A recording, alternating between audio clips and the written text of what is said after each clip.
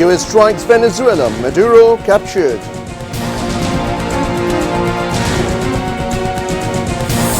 Candidatures of top leaders of BNP, Jamaat, NCP valid. This government to finish Osman Hadi murder trial. And 38th International Trade Fair begins.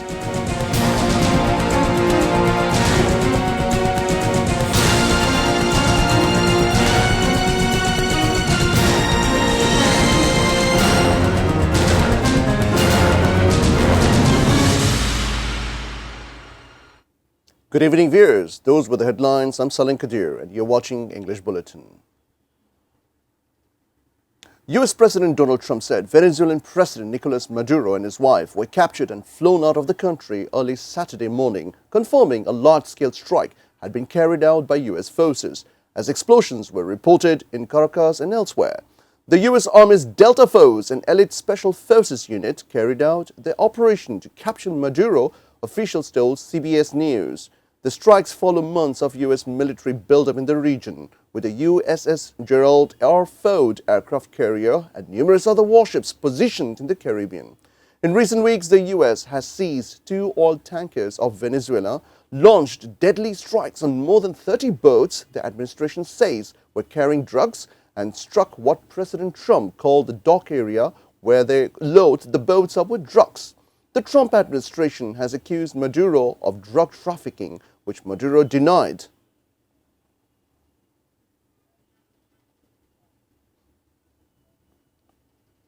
Nomination papers of top leaders of many parties and heavyweight candidates have been declared valid after scrutiny for the 5th day on Saturday. Nomination papers of BNP's acting chairman Tariq Rahman have been declared valid in Bogora 6 and Dhaka 7 constituencies. BNP's Secretary General Mirza Fakhrul Islam Alamgir's nomination paper has been declared valid in Thakurgaon 1 constituency. Nomination paper of Ishraq Hussain has also been declared valid in Dhaka 6. NCP's Convener Nahid Islam's candidature also got EC's nod from Dhaka 11, and NCP leader Nasiruddin Patwari got the green light from Dhaka 8. Amir of Jamaat Islami, Dr. Shafiqur Rahman's candidature has also remained valid in Dhaka 15. Meanwhile, nomination paper of Taslim Zara, an independent candidate from Dhaka 9, has been declared invalid.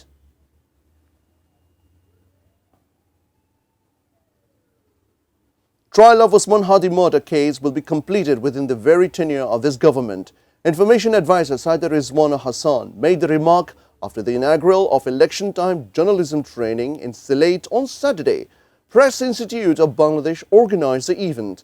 In reply to a question regarding recent attacks on different media houses and mobocracy, the information advisor said defeated forces are doing it to create panic.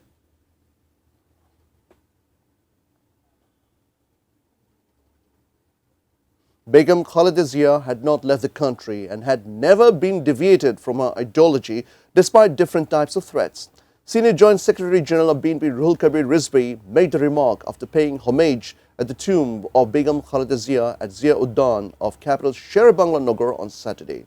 The BNP leader said Begum Khaleda Zia had been sent to jail through false case. Her determination did not let her to bow down to anyone. The whole country is now crying for her and praying for her salvation of her departed soul.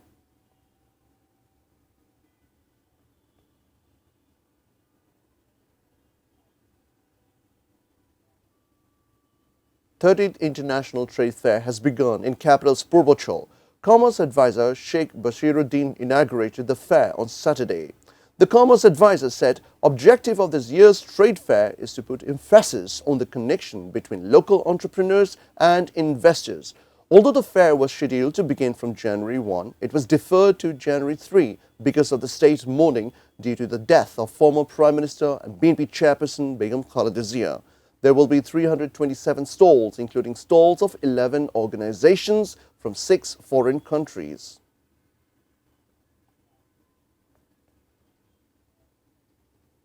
It is expected that political parties will keep a provision in the polls manifesto where the citizens will be able to go to court if pledges given in the manifesto not kept. Secretary of Shushaner Jonnon Nagrik, Badiul Alam Mojamdar, made the remark in his address to press conference titled The Expected Manifesto in Aspirations of Mass Uprising. He also said people want to see direct stance of the party in favor of yes or no vote in the referendum. He said Shujun want a democratic transition where the political parties will comply with law, RPO and the constitution.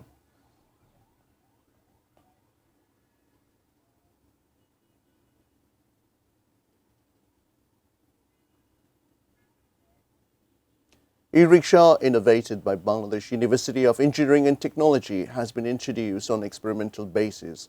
Advisor for Road Transport and Bridges, Faisal Kabir Khan, inaugurated the e-rickshaw on Saturday.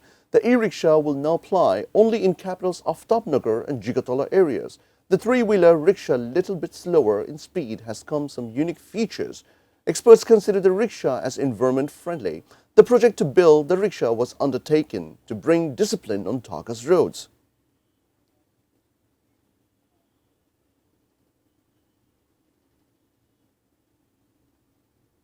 And now we begin with sports news.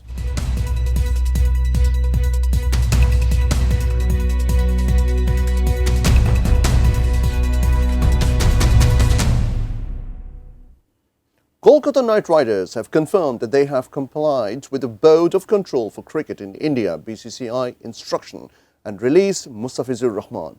Kolkata Knight Riders confirms the BCCI, the regulator of IPL, has instructed it to release Mustafizur Rahman from the squad ahead of the upcoming Indian Premier League IPL season, the franchise said in a statement. The release was carried out clearly following a due process, particularly after an advisory from the regulators, the BCCI and the IPL. In fact, there was a fierce bidding for Mustafizur, with two other franchises also competing for the 30-year-old pacer. Mustafizur had previously represented Chennai Super Kings, Delhi Capitals, Sunrisers Hyderabad and Rajasthan Royals.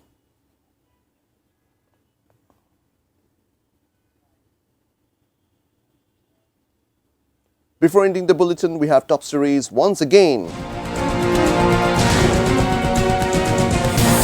US strikes Venezuela, Maduro captured.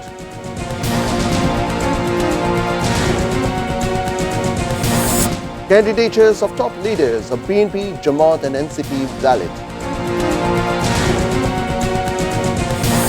This government to finish Usman Hadi murder trial.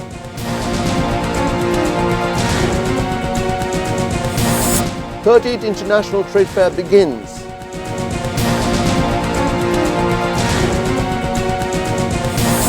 Experimental run of the e-rickshaw begins.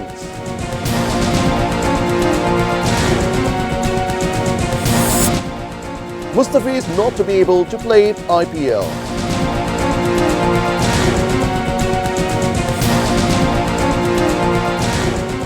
That's all from the newsroom for the moment. Thank you for being with us. Until then, see you soon.